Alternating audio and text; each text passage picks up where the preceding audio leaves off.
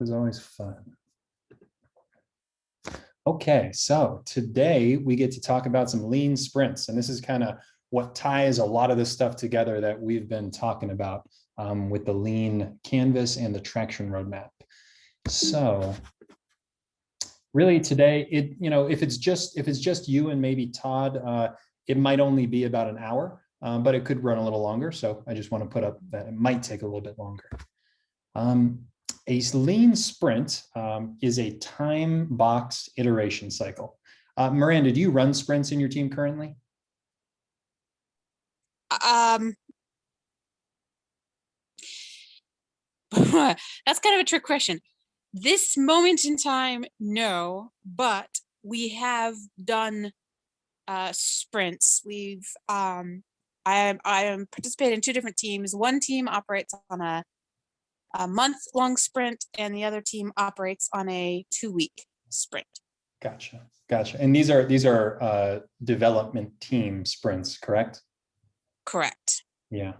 So I think we had mentioned before, though, that agile sprint, usually Scrum sprints, those are mostly for the purpose of building, right?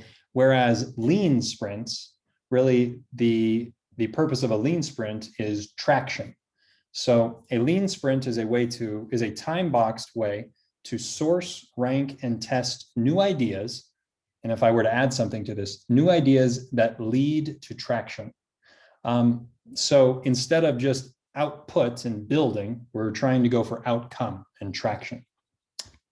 And really, you can kind of see where the agile sprint or the Scrum sprint, if you will, it does a lot of the feasibility, of course, right? Can we build it?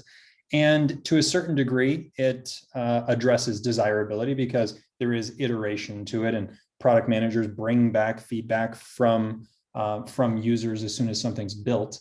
But really, it's a build sprint. You also have a design sprint that also is getting closer to really all three boxes, because we want to understand the viability part. Will they pay for this thing that we're spending all this time building? And if you're running a nonprofit, it's not necessarily pay, but will they use it? Nonetheless, viability is, will they use it? Will they pay for it? And the lean sprint is really what ties all of these together. And we talked last time about the entrepreneurial method here. And that is what continuous innovation is. Model, prioritize, test. Remodel, prioritize, test. And the thing that ties these steps together is this lean sprint. So we're going to talk about that today. So when you start with the model, we talked about the lean canvas last time, and this is, again, the lean canvas.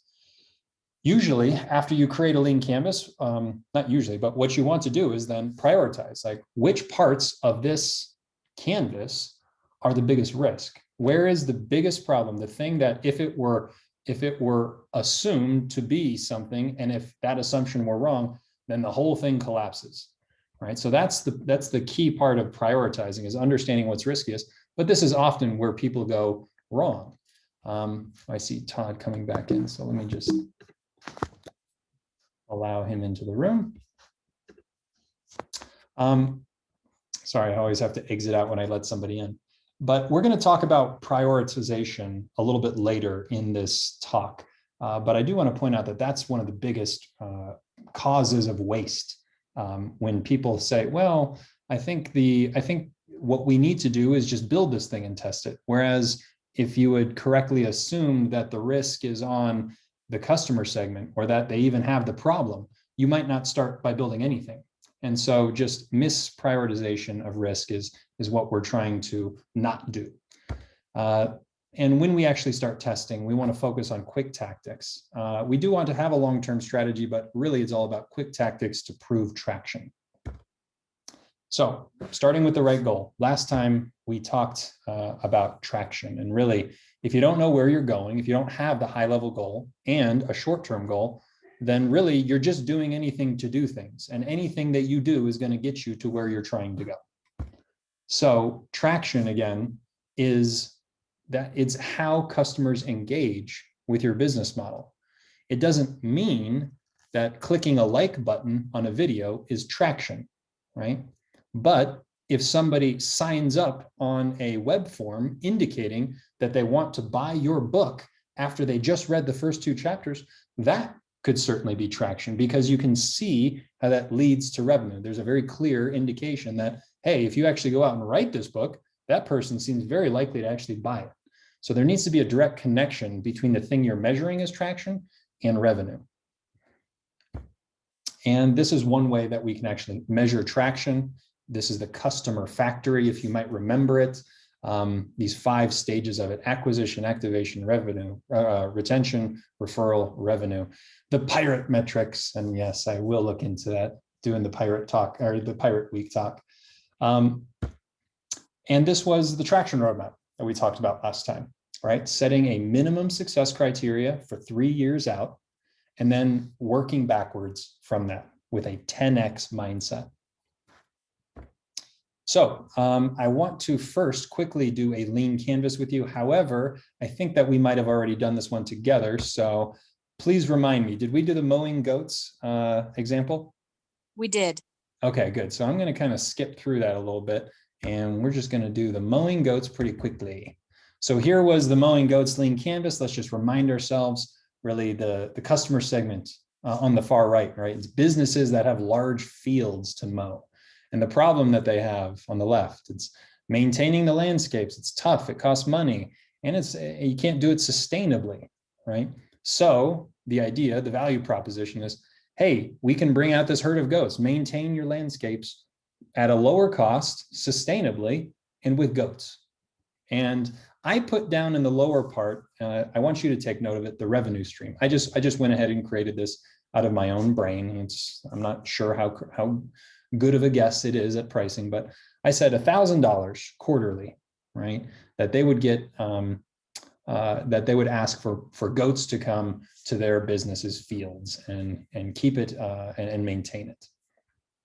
So now I want you, Miranda, to actually walk me through how you might create a traction roadmap for this.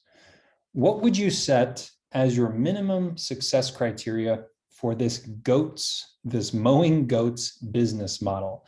And I want you to think about it as if this were something you were trying to grow into a national level business that required a lot of investment to actually grow and get all these goats and get people to maintain them.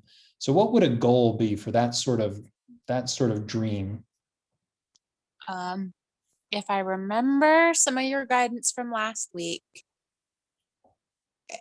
we would need to hit 10 million, right? Yes, indeed.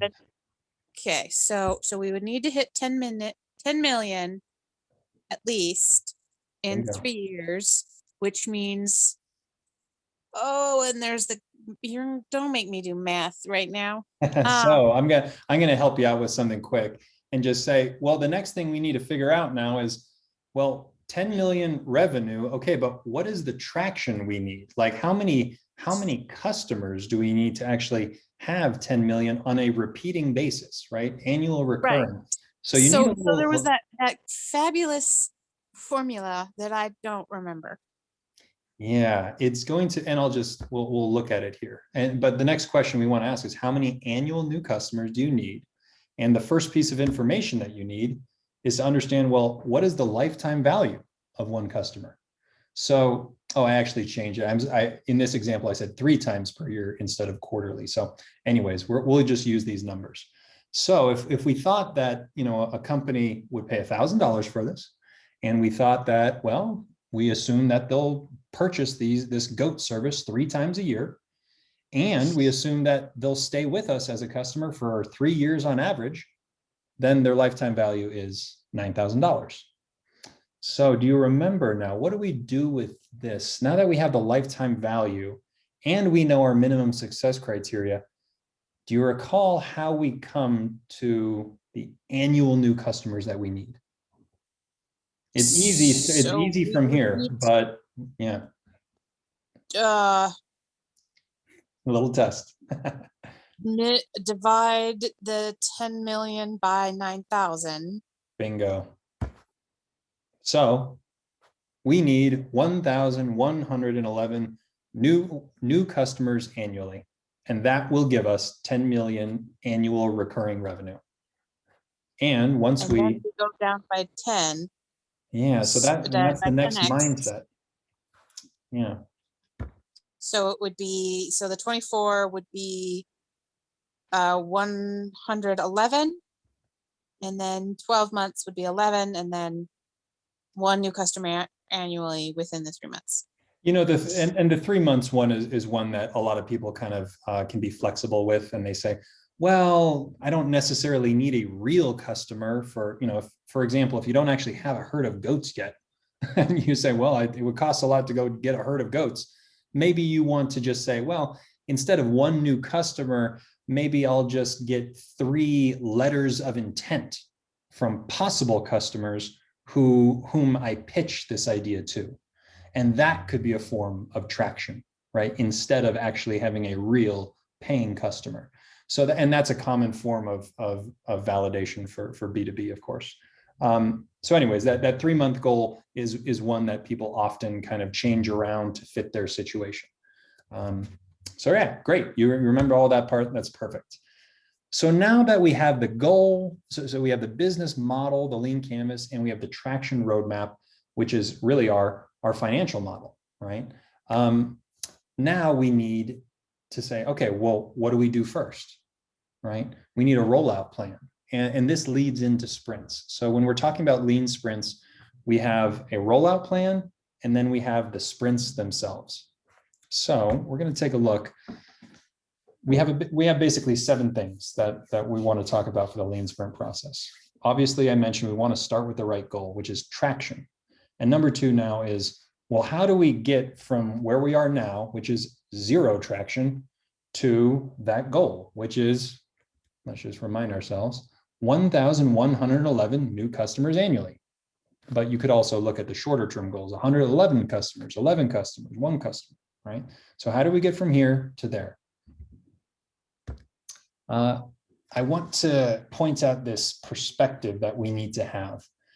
We generally can say that it'll take 3 years to get to, well, 2 years is common, but 3 years to get to our goal, our minimum success criteria. You could also take the mindset that it should only take 3 months to actually prove some sort of positive, meaningful traction. And then you want to take the mindset of 3 weeks to actually test some sort of strategy to create traction. So 3 years, 3 months, 3 weeks is the rule of thumb for thinking about the lean sprint process and the overall traction goals. So this is a book launch case study. This was just a book, I think, what was it called? Well, actually, it's a future book by the creator of the continuous innovation method. This person says, well, my minimum success criteria for this book is $100,000 per year, right? And clearly we can see the number of customers that he feels he needs. It's a little confusing because it indicates that 100,000 customers will equal $100,000. I bet he meant $1 million for the minimum success. Either way, you can see the traction goals he has: 100,000 customers, 10,000 customers, 1,000 customers, and then he has 178 customers. That's just because 3 months instead of a full year. So this is now what we need to think about. Well, what is our rollout plan? What I want you to look at first is what it says underneath: now, next, and later. Underneath now, it gives your goal, your qualitative goal. And have you heard of objectives and key results, Miranda? I have. Yeah, so that's essentially what this is, right? The goal is the objective. Qualitatively, we want to achieve problem solution fit. Don't worry about this terminology. This is, if you do know this terminology, great, but don't worry about it if you don't. This is just one way of kind of describing early stage fit. Like I know that they have this problem, and I know that they generally want this solution, right? And now the key result is the traction goal, the quantitative goal, 1,000 commitments. And this is a book author, right? That's what we're describing here, this book rollout plan. So the word commitment probably could mean perhaps an email address left on a sign-up page. It's not necessarily a pre-sale, because you can see in the next phase, you say, well, I want 1,000 commitments first, but then in 1 year, I want actual payments, right? Pre-orders. And then later in 24 months, I want 10,000 books actually sold.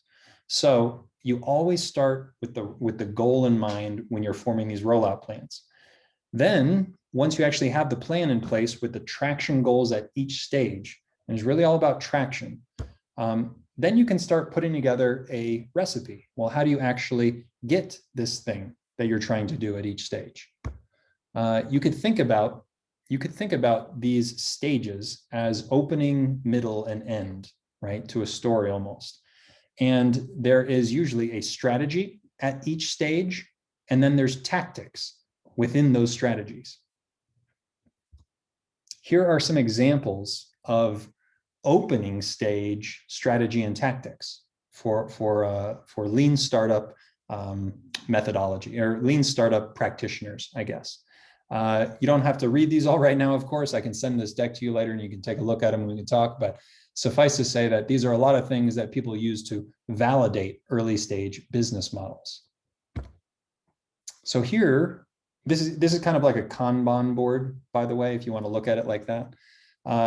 Here in our first 90 days, maybe we say to ourselves, well, right now I'm at zero traction, 0 customers, 0 revenue, 0 everything. So what's the first thing that I want to do in order to generate some form of traction? This thing right here, it says Mafia offer. This is a type of early form validation of a solution. But it basically says, well, I want 25 people to actually sign up on a list saying that they will buy this book, right? And I want to present this book to them, and I want them to agree to actually purchase, and I want 25 people to do that. That's just, that is one strategy that this specific entrepreneur has set in mind, right? Everybody, you can imagine different strategies that you would like to use in your own product launch mindset, but this is one for an author. You could see that the Mafia offer is the name of this kind of strategy. And really the description is, well, I want to test this book concept. I don't want to write an entire book only to realize that nobody wants to buy it, right? So I'm testing a book concept. And then you very explicitly say what you're trying to do in terms of traction.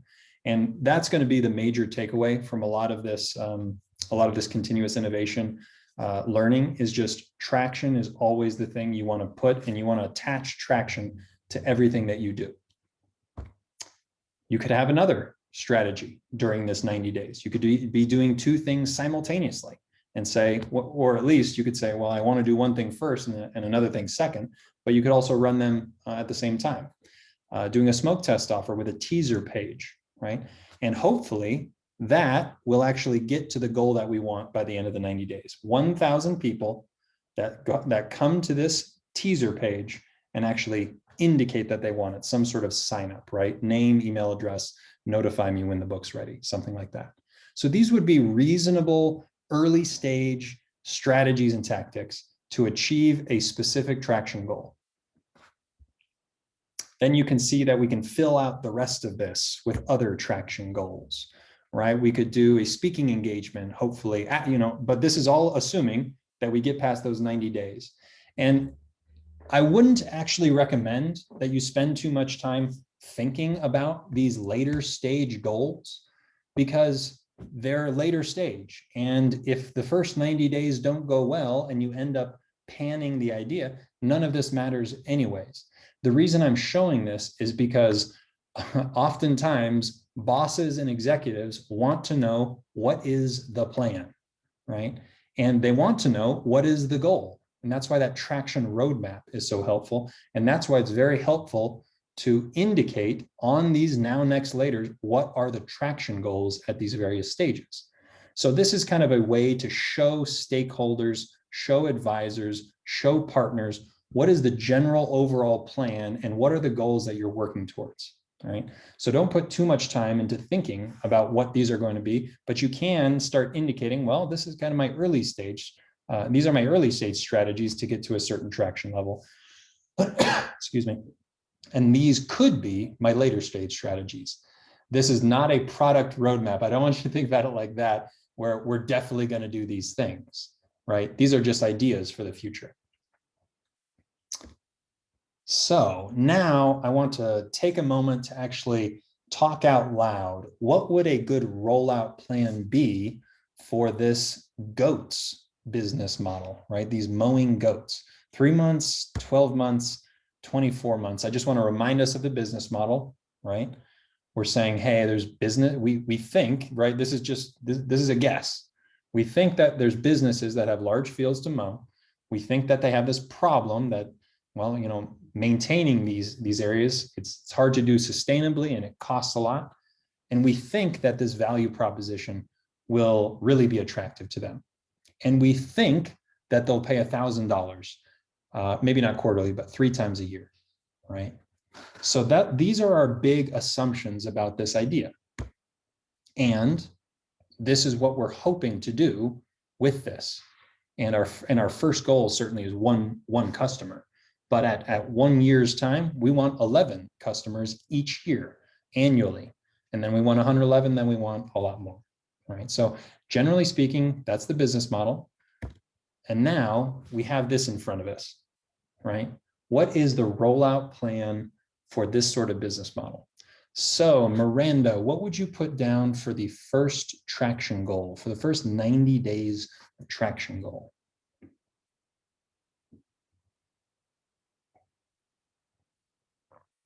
And you always want to refer back to your traction roadmap. So I can go back to that if you need to. Well, I mean, on the surface level, it would be 1 paying customer within the 90 days, but that's hard to really truly get, measure true interest. So I would say that we would probably want to, I would say that within the first 90 days, we would want to measure the viability of the business model in some way. So it would be more along the lines of, your thinking is good. You said letter of intent, but I don't even think we're at that stage. I think we're just at getting businesses to submit we're interested form or something.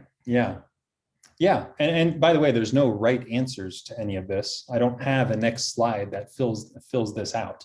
But yes, you are correct. It's all about the thinking through this. Like in 90 days, what do we want our traction goal to be? Well, on this, we say, well, 1 new customer. This, this early stage, this 3 months is really where a lot of people can change. Like, well, yeah, 1 customer would be nice, but with something that requires so much overhead, potentially, we don't actually have to get the customer. But some people might really want to show that, because the best form of traction, obviously, is somebody actually signing up and indicating or even giving you their credit card in advance. And so you might say, well, first of all, one of the risks is, can we even get goats to do this? And so maybe your early stage, your 90-day, one of your 90-day activities would be, well, get commitments from goat herders in the area, right? And maybe another activity, because that's a risk in your business model. If goat herders won't give you their goats, maybe you can't actually do this business model early. Another risk would be to, you need to figure out too, local codes. You may not, these businesses might not even be able to have goats on property. So we would need to figure out, are there enough businesses in zones that would allow goats on property? Yes. And I didn't even think about that. And that's the kind of beauty of the lean sprint, which we're going to talk about after we're done talking about this rollout plan, is getting good ideas.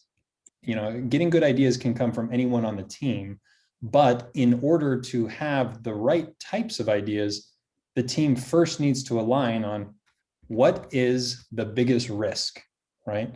And you're right that there are other actors in this business model other than just the business, right? Because there's also the city itself. There's also the people that you're going to get the goats from in the early days when you don't actually own any goats yourself, right? So those people, those actors would also have places on this business model, on this lean canvas. You would put little indicators on here of, oh, and by the way, there's also these goat herders. There's also the city officials that need to approve it. So there's definitely other people on here. And so that's a great, it's good that you mentioned that, because yeah, there needs to be input and alignment on what is the biggest risk before we go off and start ideating on this stuff, right? Which makes, the next and the later phases so difficult to guess, because you don't know what the biggest risk is going to be in 12 months, and you don't know what the biggest risk is going to be in 24 months. So those are really just big guessworks. But for this first 90 days, you certainly can take a look at your business, at your lean canvas, and say, what are the biggest risks? So I agree. I think that the city would probably be one of the highest risks that you need to verify first. So maybe your type of activity, maybe one of your activities is get confirmation or get sign off from the city on the idea of it.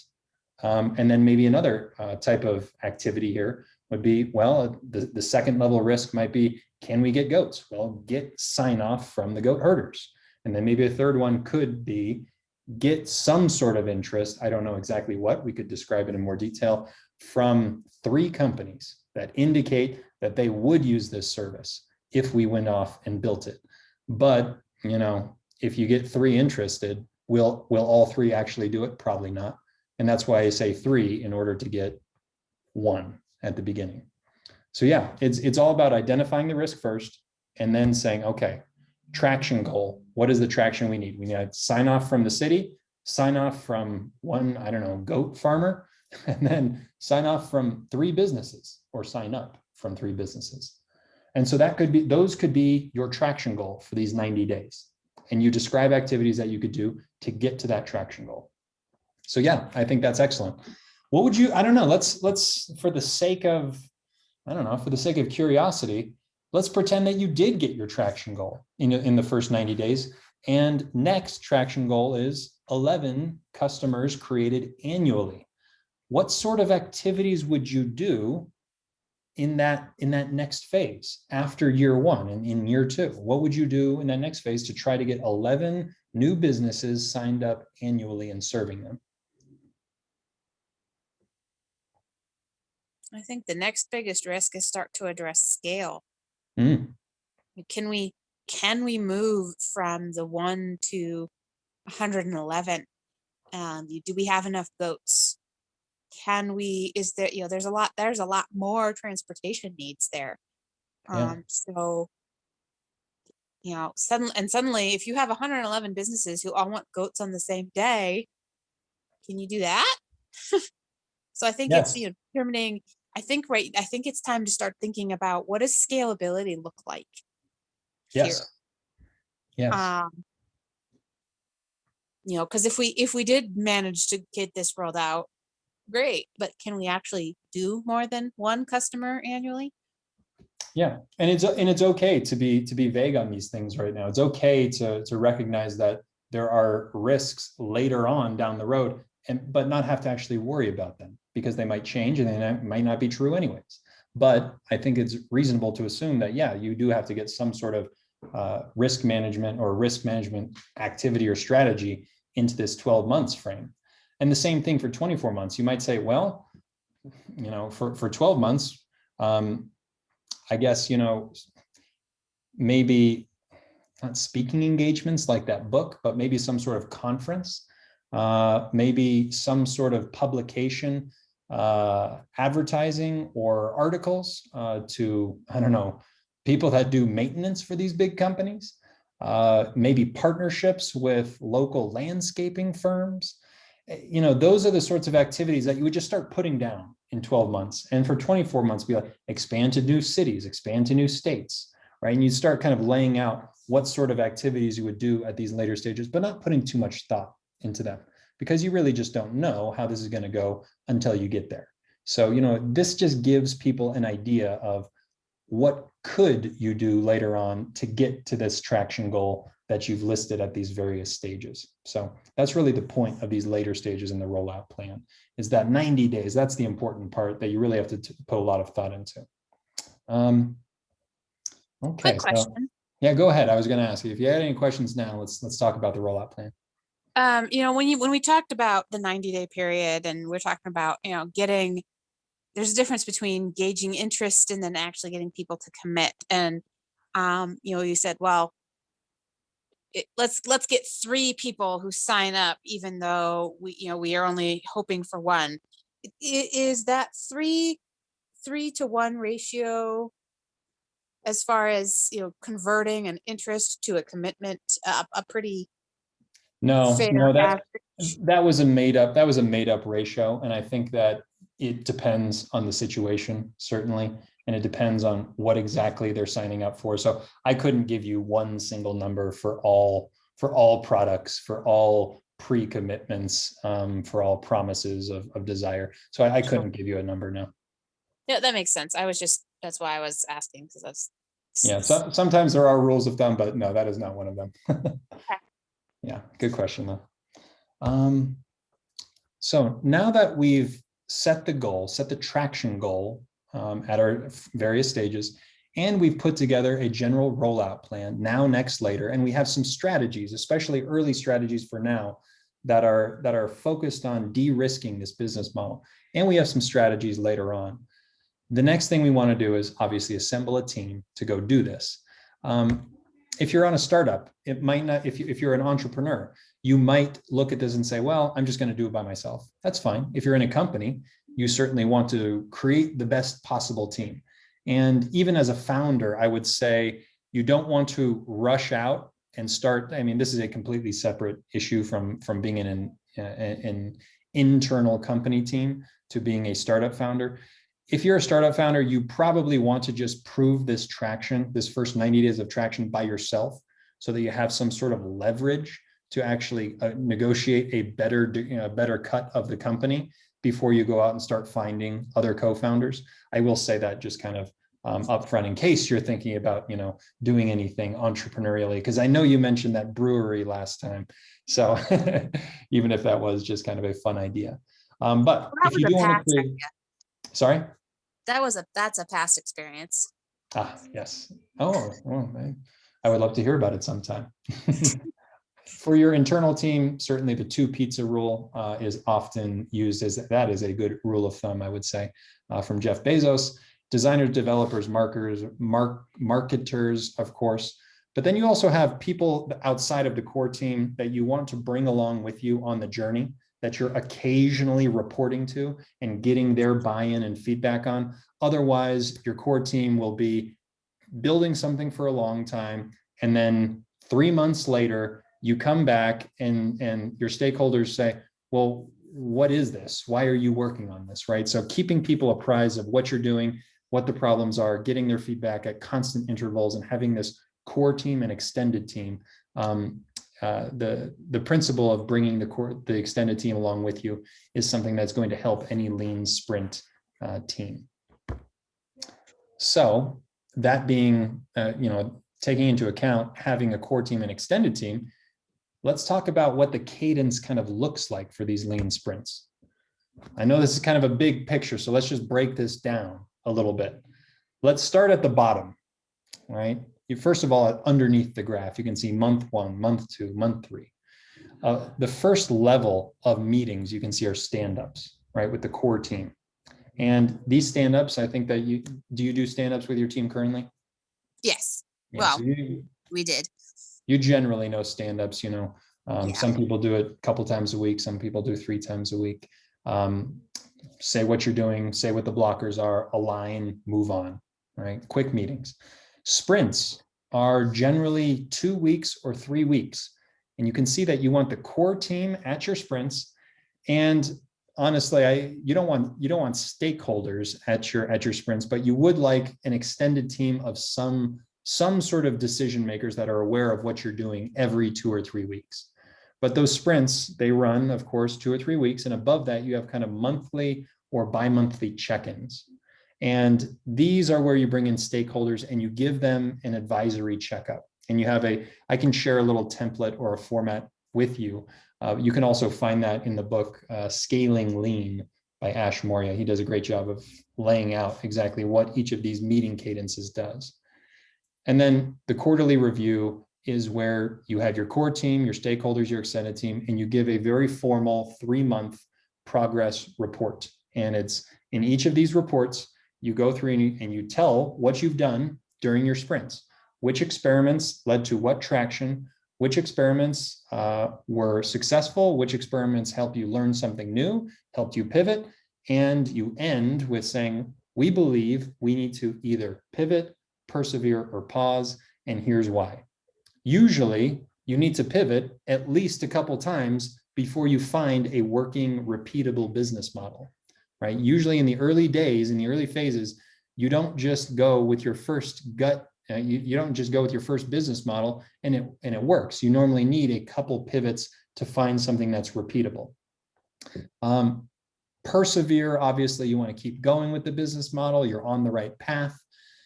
Pause, you've pivoted a couple times already. You're still not getting repeatable traction.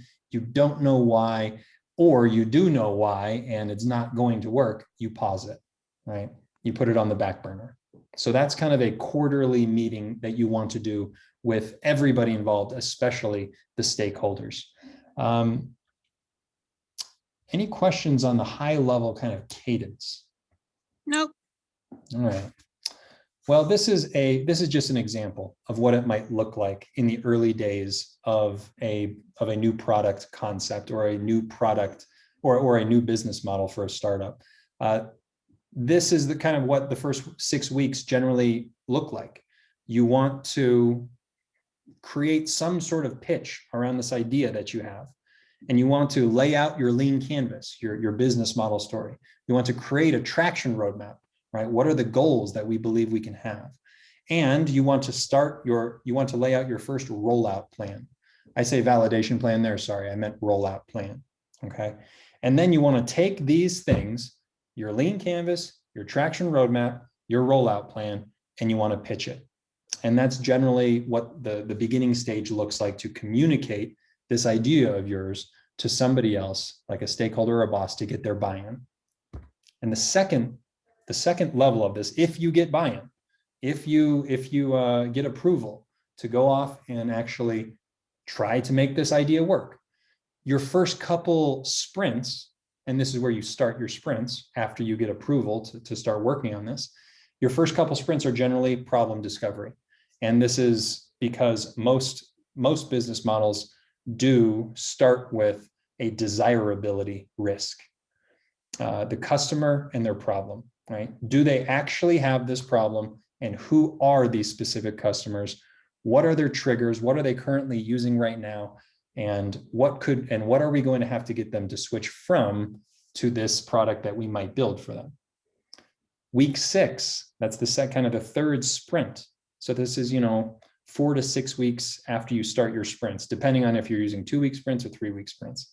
This is where you actually want to create some sort of early stage either prototype, pitch, some, smoke test, teaser page, something to actually test on a customer. And then you want to spend another couple sprints actually delivering that test to customers and seeing, will they actually accept this offer?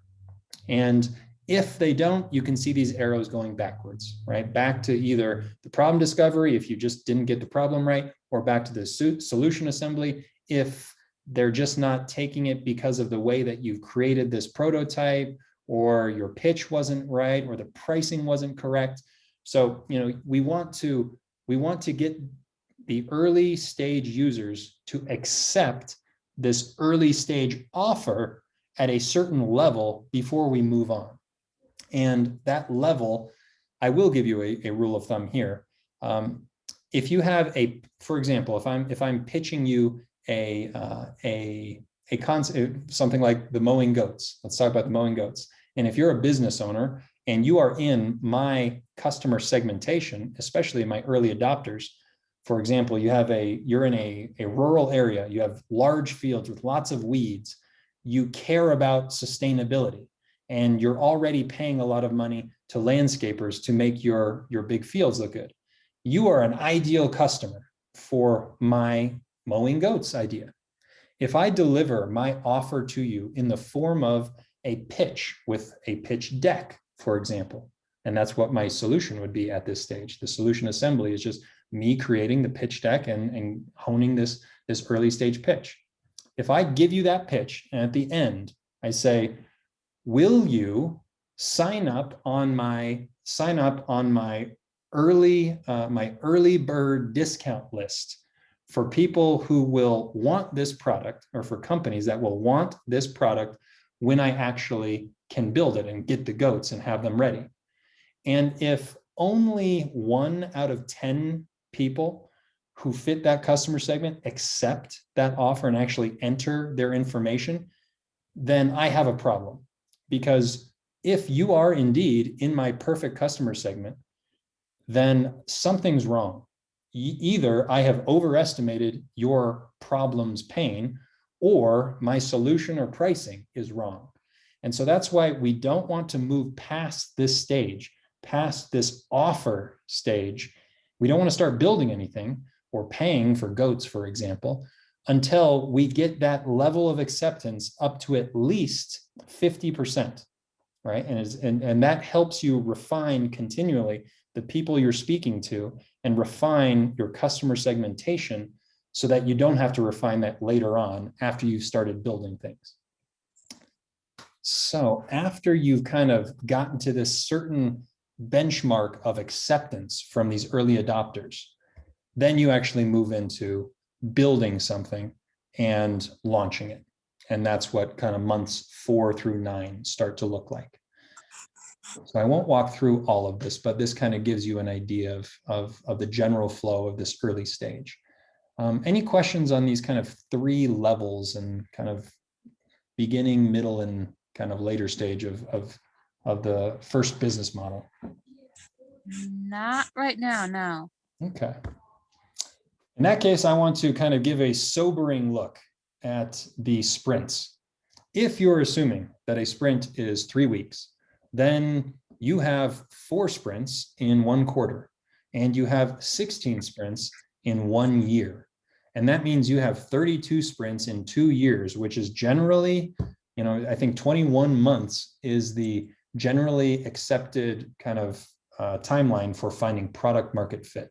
And everybody, defines product market fit differently, but, just saying in a general way that it's the point at which you're overwhelmed with customers and you can't handle them, your team can't handle them by yourself anymore, and you need to expand, right? And if you think that 21 months is the timetable for that to happen, then you have less than 32 learning sprints. You actually would have, I guess, 28.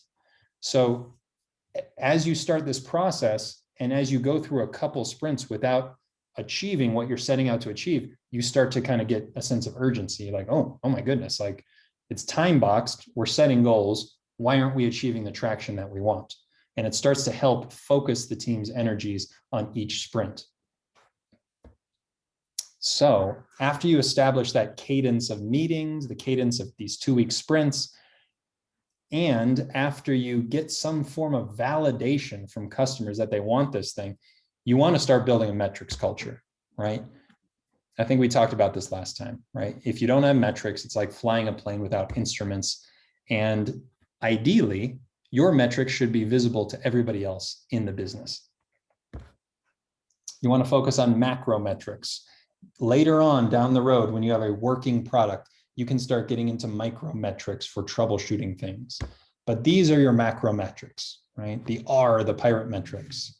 And if this were our business model, each sprint, we would want to look at this. Everybody on the sprint team at the beginning of the sprint would want to look at these metrics, these macro metrics, and ask themselves, where is the weakest link, right? Where is the bottleneck that's holding back the rest of this customer factory flow?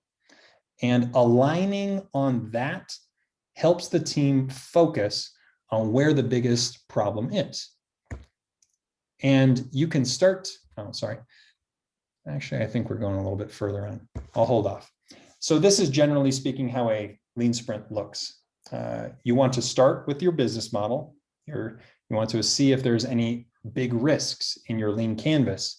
You want to look at what your next goal is in your traction roadmap. You want to see if there are any bottlenecks in your customer factory.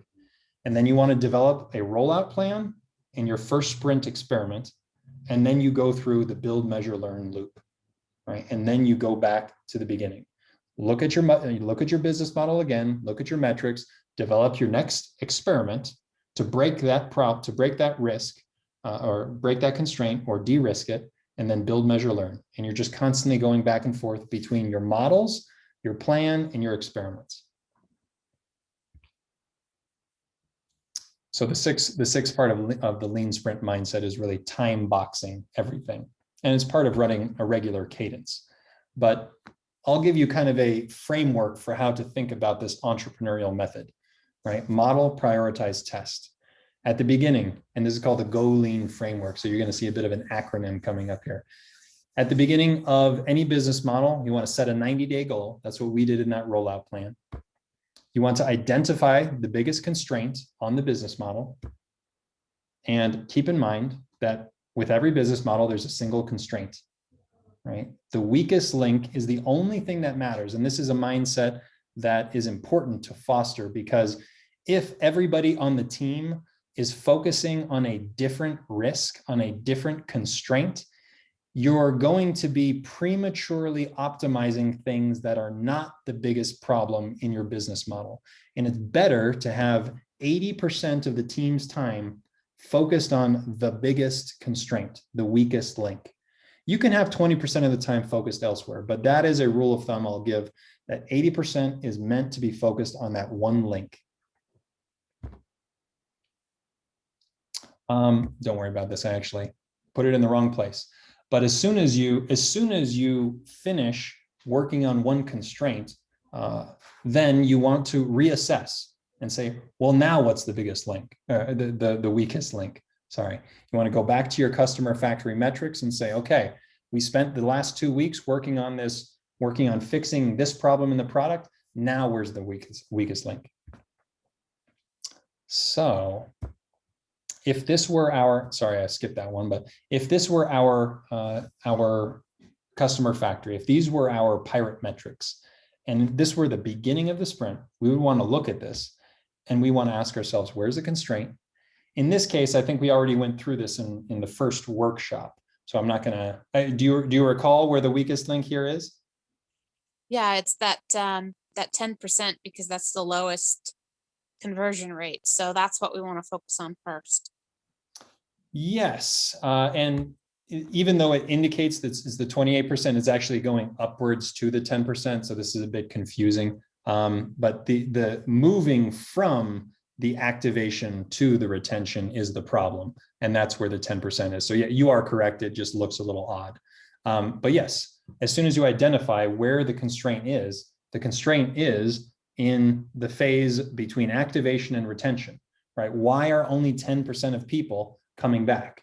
That if the team understands that that is the constraint that they need to focus on for the next sprint, then you can move on to saying, okay, what are the ideas to break this constraint? And you can come up with ideas, choose the best one, set your experiments for the next 2 or 3 weeks, and go off and do them. So let's talk about those experiments, really. We're on this phase of, right, model, prioritize, test, this last phase, test. The first part of it is discovery, usually, right? You need to go out and figure out what is the constraint. If you have a product or a business model where you don't really know what the problem is, or you don't really know what the constraint is, especially in the early days, if you already have a working product that's been around for years and you're just looking at metrics constantly, the discovery generally doesn't take too long. You can go to your metrics and just say, there's the problem, but that only tells you the what, it doesn't tell you the why. And so oftentimes, even with mature products, but especially with early products that have no metrics yet, the discovery phase is usually 1 sprint or 2 sprints by itself, right? You say, for the next 3 weeks, or for the next 2 sprints, maybe 6 weeks, we are going to focus on customer interviews. And we're going to focus on interviewing this specific type of customer discovering their pains, their problems. And from that discovery, we are going to get insights that are going to give us ideas. And we're going to take those ideas in the sprints after that and run traction experiments. So you could think of experiments as falling into one of two buckets: learning experiments, traction experiments.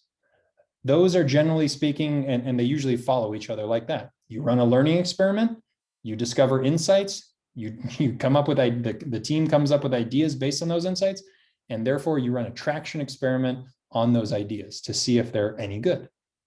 And that's really what the sprints end up looking like commonly: learning sprint, traction sprint, learning sprint, traction sprint. There you go. You really want to, in the beginning of a sprint, or at the beginning of a strategy, you want to understand where the constraint is, not only the what, as I mentioned, with the metrics, but also the why. So not only looking at your metrics, but going and talking to customers and figuring out, okay, only 10% of you are actually signing up for a trial. Let me go talk to 10 customers and ask them why they didn't sign up for that trial. So that helps you understand what the constraint is. And then based on that learning, you come up with ideas and you say, well, for the next sprint, we're going to try to break that constraint. We're going to try to break the bottleneck that is preventing 90% of people from actually signing up for a trial, right? And then we're going to experiment on whatever idea that is. So yeah, one is in the problem space, one is in the solution space. We'll talk about hypotheses next. So the question is, well, when are you done with discovery? Because I mentioned generally, well, run one discovery sprint, maybe two discovery sprints, and then run an experiment, traction experiment next. But really, you have to ask yourself, well, when are you done learning? If you run one learning sprint and you come together at the end of it, you say, well, I learned this, this, this, and this. And you have to ask yourself, well, should we run another learning sprint? Like, are we done? Do we just start acting on whatever we learned here? And the same thing for the traction experiment. When are you done with that? The answers for the learning phase of it, it's whenever your learning peaks. If you do 5 interviews, if you're only a 1 or 2 person team and you set a 2-week sprint and you say, I'm going to do 5 interviews over the next 2 weeks. Well, if every one of those interviews taught you different things, your learning has not peaked. If you do 15, or if you do another sprint, or maybe even 2 more sprints, and you do 15 interviews, and you're starting to hear a lot of the same things, that's when you know learning has peaked. For the traction experiments, you know you're done when you have broken the constraint that you originally set out to break. And that means, well, are 10% of people still taking this trial, or have we broken it and now it's 20%, 30%, right? Have we broken the constraint, the bottleneck that is preventing the rest of this customer factory from growing? But also, you are done when the time expires.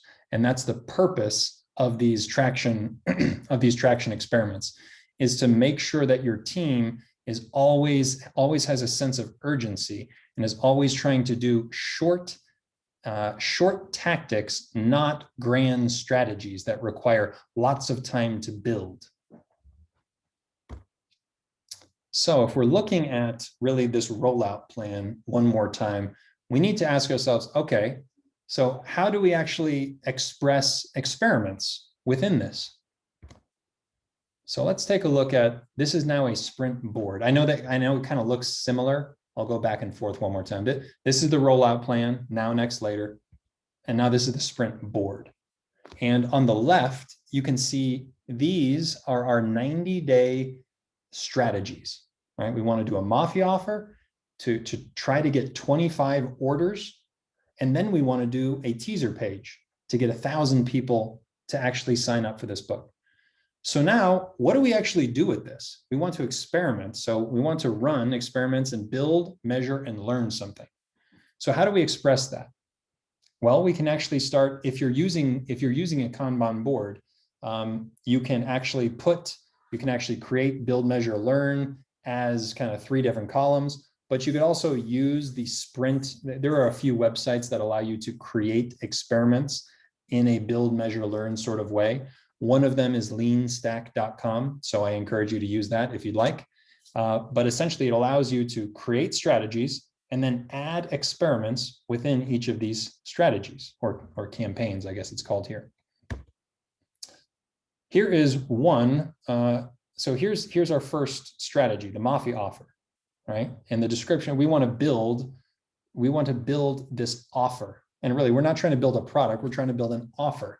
And the reason it's called a Mafia offer is because it's an offer that they can't refuse if you got their problems correct and if your pricing and solution fits their needs.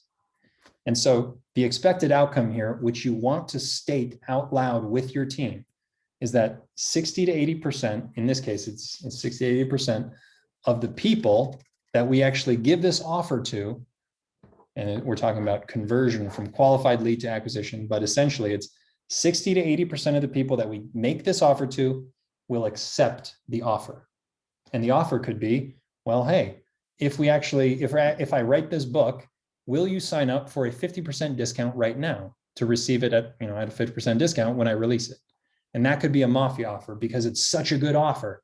And if the book answers or gives them the thing that they really want, then they should accept it.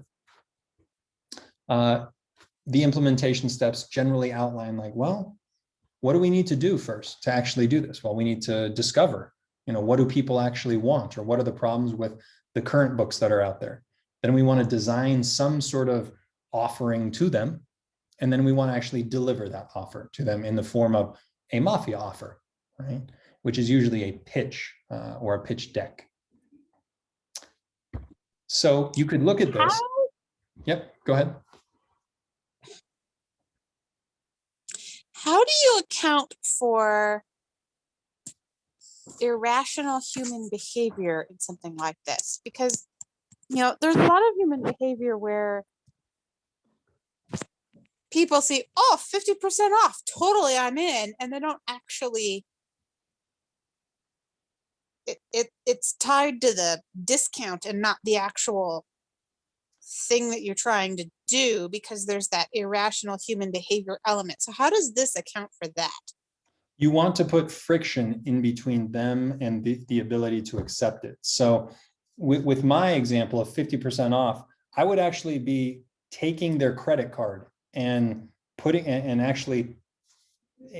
somebody to actually give a credit card number for you to actually take. That is friction. And people that do that are going to pay you eventually. And they recognize that. If they are only doing this because they potentially want a discount, they're likely not going to want to actually give you their credit card. So putting some sort of friction in between them and the ability to have this offer is the key. Gotcha, thanks. So looking back at the sprint board, we have these 2 strategies or these 2 campaigns here on the left. And we might want to say, and you can see we added an experiment to it, to that first one, to the Mafia offer. Well, first we want to go out and discover the problem, right? We want to learn before we want to actually do a traction experiment. So we're going to interview 20 blog readers. And then maybe you add another discovery phase, maybe 2 different sprints, like sprint 1, 20 blog readers, sprint 2, interview 20 people at a meetup, right? And then maybe you want to say, well, hey, I'm going to put together an offer. I want to get feedback on it. And this is all just, this can follow whatever you feel needs to be done at an early stage validation of your idea. So this one says, well, we're going to get feedback on the book. And then maybe you say, okay, I'm going to actually pitch this thing. I'm going to ask them for either some sort of prepayment, or maybe I'm going to send it out to a Facebook group and say, hey, this is a premier sign up if you actually go to this link and fill out this survey and put your email in at the end. And that's another form of friction, right? Filling out something, especially something that's not just name and email, right? So that's one form of potential traction that you could say early on indicates that they do want this and they'd be willing to pay for it. And then you can add some more experiments to this second test. I'm not going to look at the bottom of it. But the first thing you want to do then, just like a Kanban board, you want to drag it into the build phase, right? Build, measure, learn. So your first thing that you're doing is these problem discovery interviews. Interview 20 blog readers. And then maybe you say, well, hey, I also, at the same time, perhaps, want to interview 20 people at a meetup. Right? So these could be simultaneous experiments. Once you actually start working on one of them, obviously move it into the measure phase. So this would be I'll move backwards. This would be at the beginning of a sprint as a team. You would be putting these up on the board. And you say, okay, we have aligned at the end of our previous sprint, we aligned up the new biggest risk for our next sprint. And then we come together as a team and everybody has all these ideas for how we could break the next biggest constraint. And we put them here on the board. And now we all as a team decide, vote even, on which of these are the best ideas to break that constraint. And our current constraint is, well, we have no traction. And our goal is to secure 25 orders, 25 first orders. And so the team comes up with ideas. Well, how do we do that? What does Mafia offer? First, we need to go out and learn. What do these people want? What do they like? So you have these so in the sprint number one, you have these first two experiments. Interview 20 blog readers, interview 20 meetup attendees. And you can start moving them into measure as your team starts working on them. And then eventually move them to the learn phase at the end of the sprint. And this is when you come together and you say, okay, we wanted to interview 20 blog readers. How did it go? And this is where people give their honest, first of all, they just say, what are the results? We interviewed 10 blog readers. We didn't do any meetup attendee interviews because we didn't have time to get to it. And that's one of the benefits of doing these sorts of out loud statements amongst the team of like, what are we trying to do at the beginning? And then what did we actually do at the end? It helps people get familiar with work effort estimation. After they don't achieve things for one or two sprints, they start to get much more realistic in what they can do. And at the end, it helps people just be honest with, well, this is what I was able to accomplish. And you also talk about what did you learn? Because every sprint needs to end with some sort of actionable learning. This is sprint number 2, right? Once you come together and you say, well, the new constraint is we learned all these things and we think now we have this idea for a good book that we could actually, that people will actually buy. So now we're going to just go out and say, we're going to go out to these same people and get some feedback on it before we actually start building it. So perhaps this is sprint number 2. And you build it, you build this test, perhaps as an interview script. Then you start measuring, then you actually go out to people and start talking to them about it and getting their feedback on it.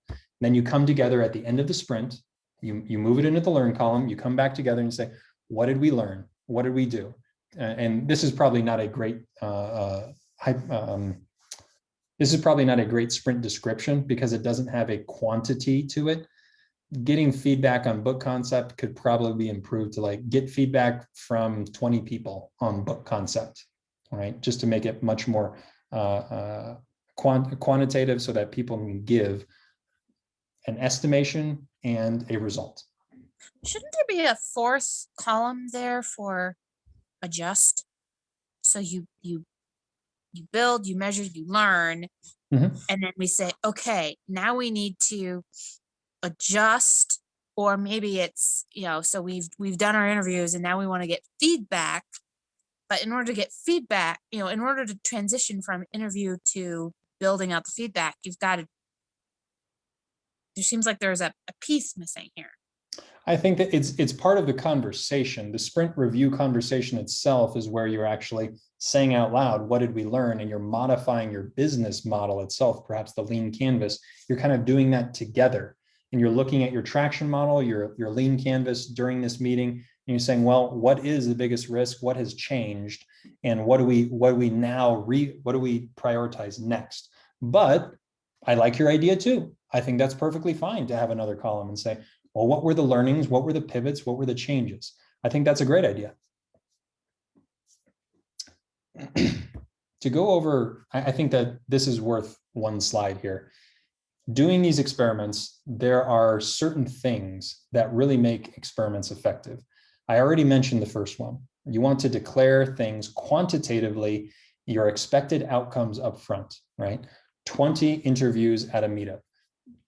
Get feedback from 20 people in the book, right? And you want to do this as a team during the sprint planning meeting, right? At the beginning of the sprint, you want everybody on the team to say what they think the team is able to accomplish as soon as you align on which idea you're actually going to go test.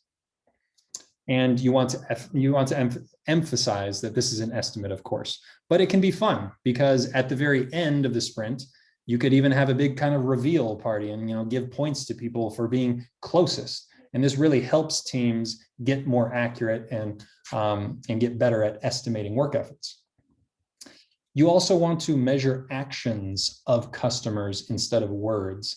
So during traction experiments, you don't want to say, well, I'm going to ask 20 people and the goal of it is going to be for them to say, yes, they would buy this book. No, you want to go interview 20 people, give them the offer at the end of the interview, to sign up on a certain pre-sale site with their credit card if they actually want to be on the list to purchase this book when it's done. Right? And that's what you want to measure, the action themselves, not just simple buy-in with verbally. And then you want to turn your assumptions about what you're going to accomplish in the sprint into some sort of falsifiable hypothesis. And falsifiable means that it can be proven wrong, right? So one example could be, if I go speak to 10 customers, or if I pitch 10 customers my book concept, 5 of them will sign up on my pre-sale site. Right? And that's falsifiable because if I go out and interview 10 customers and only 4 sign up, then it was false, right?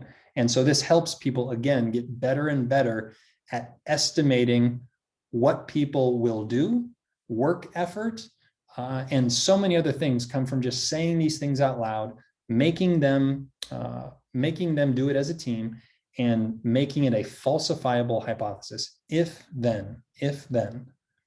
And then the time box, number 6. Time box is extremely important. It gives everybody a sense of urgency. And as I mentioned, in 2 years' time, you only have 32 of these sprints if you're doing 3-week sprints. And so it really helps people understand, wow, like we can't waste sprints. We can't waste time. Time is our most valuable asset. And then number 7, if you have the ability to use a control group for your experiments, always do. But I know that that's not always possible at the beginning of a business model or a product that doesn't have many users using it. So number 7 is always, but I would put a caveat in there that sometimes it's not possible. Any questions on these kind of habits of the effective experiments? No. I'm absorbing. Do you run experiments yourself with your team? No. I wish that we did. And there's, circling conversation around interest, but Right. part of the problem is that we're operating on legacy software, so it's a lot more difficult. So we're battling. It's a legacy software, so we have to be very careful in what we do. But B, there's also just at the massive culture shift to getting into this mindset. So I was actually, now this opens up a question. I think you had said in one of your, can't remember if it was in an email or if it was mentioned at the end of last week's call, like you had wanted to explore like where to go next. Yeah. And I think it would be helpful for me at least to take a look at these, the lean, the lean continuous improvement process from a perspective of applying it to a legacy product as opposed to coming at it from a startup perspective, and just walk through, maybe just spend the hour walking through all of this information, but tweaking the lens a bit. Maybe we could take next session to simply talk through your specific scenario and Sure. say, how can we apply continuous innovation to this, and how can we get buy-in to it? So maybe that would be a good use of time for next Wednesday. Mm-hmm. Right. And then, for anyone who is watching the recordings after the fact, or anyone who joins this, by retweaking the lens, I do feel like it would help to reinforce the topic itself, the lessons themselves too, because it would act as a great review to say, aha, okay, here's how I would apply this in a different situation. Absolutely. I think that's great. Let's do that next week. I'll think about it. I'll send you a note. Okay. Yeah, I like that. I like that. The end of this kind of Golean framework, you can see a kind of G-O-L-E. We're going to have an A and an end here. Really is to then reevaluate your constraints at the end, to analyze, right? As soon as you do an experiment, you reevaluate and you That makes decide. sense.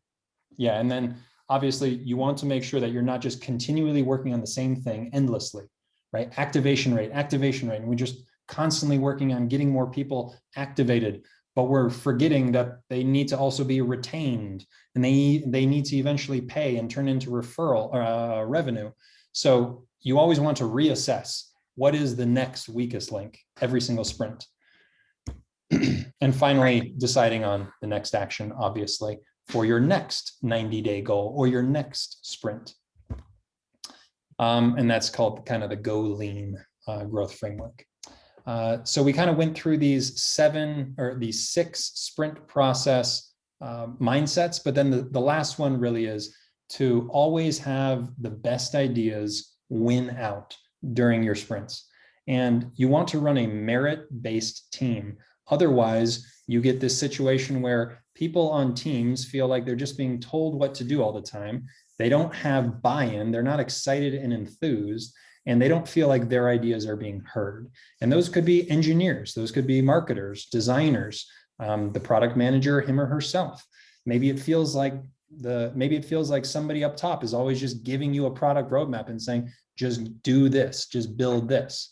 And you don't want to be just executing on a roadmap, of course. You want to be growing traction. And in order to grow traction, you need to constantly be reassessing where is the weakest link. And as soon as you assess the weakest link, you need to have good ideas to break that link. So where do the good ideas come from? It can't just be one person, right? If it is just one person, you're not getting the best ideas. And so really this is a very important mindset of diverge, converge, right? And have you used this in your teams, or have you kind of, taken this to heart before, diverge, converge? I've heard it. I've read some articles that talked about, everybody, like you talk about the problem, and then everybody goes off and comes up with their ideas on their own, and then all ideas are then posted. Yep. And then everybody goes off and votes on the ideas on their own, and then that way you don't get that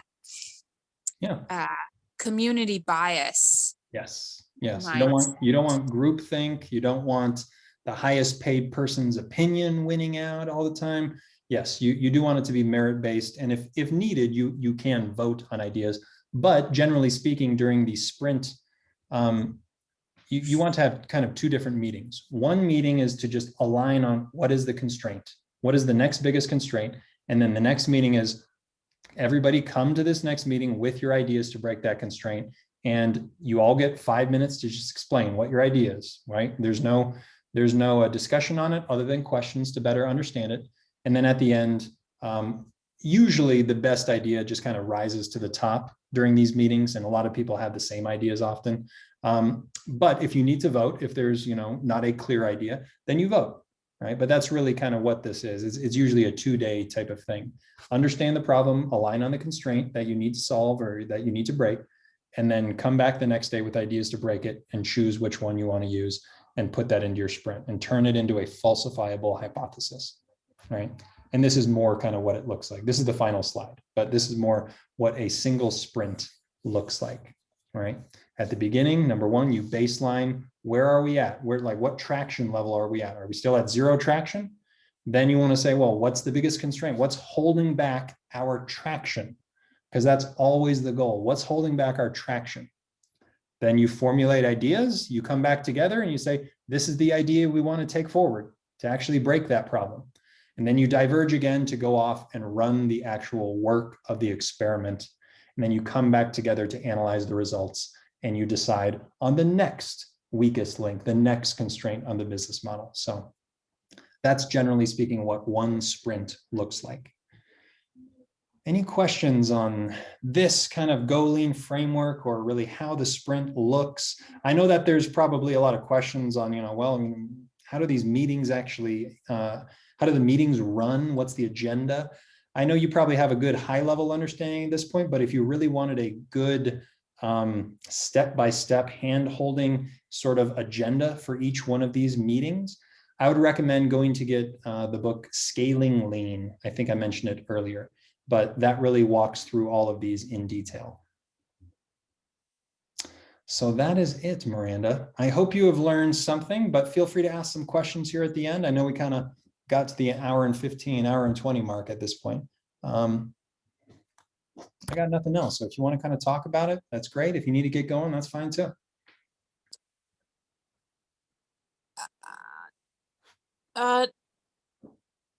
I'm trying to think if I do have any other outstanding questions. I don't think I do. I mean, you've been great at letting me interrupt you as we've flowed through. So I don't think I have any additional questions right now. I'm sure, like, especially next week, as we start to, do a case study, if you will, that I will have a ton more questions, because all of a sudden my brain will realize I don't understand it the way I thought I did. Sure. And that, it's just like, the early days of Agile, right? Where you're trying to force people to do these stand-ups. Like, what the heck are these? We have to stand up? We have to, like, literally stand in a circle? Like, what is this? So there's going to be a lot of pushback and resistance. And that's why it's good to just focus on the mindsets, especially when trying to get buy-in from these things from stakeholders. And really, and the thing that I have found that is most helpful for getting the buy-in is talking about traction a lot and using those traction roadmaps, because that is what everybody wants. That's what the stakeholders want. They want this clear indication of what is the traction goal, right? And then everything else that flows from that conversation, they can start to understand better, right? But then, and so I guess if there's one thing I would encourage, just kind of think about mindsets, and traction is the goal, is probably the number one mindset that they really want to hear and can kind of start to get their buy-in, because everything in the lean sprint process is all around traction, right? If you're doing your rollout plan, each stage has a traction goal. If you're doing your sprint, you're saying, where's the constraint on our traction? And what are we going to do to try to increase that traction? So it's really beneficial to, when trying to get stakeholder buy-in, to really focus on traction as the goal and the mindset. Yeah, let's come together again next week and talk about your specific use case. Let's just have a dialogue. It doesn't necessarily need to have any visuals or anything. Let's just come talk about it and see how continuous innovation and this sort of process can be applied, and what some of the difficulties could be, and how we could kind of get around those. Great. All right, I'm looking forward to it. Again next week or Thursday? What would you prefer? Next week I think I would prefer Thursday, because Wednesday is St. Patty's Day. Indeed. And I have some corned beef and cabbage that I would probably be futzing with at this moment in time.